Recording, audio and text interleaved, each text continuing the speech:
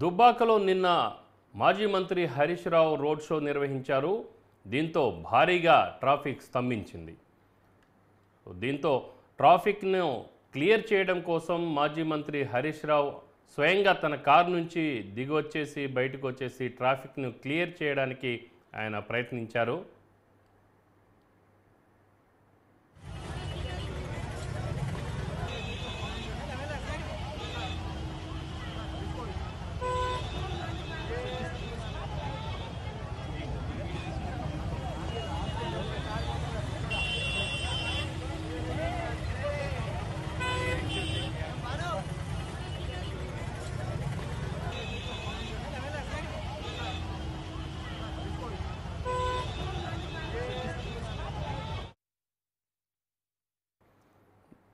దుబ్బాకలో నిన్న మాజీ మంత్రి హరీష్ రావు రోడ్ షో నిర్వహించారు.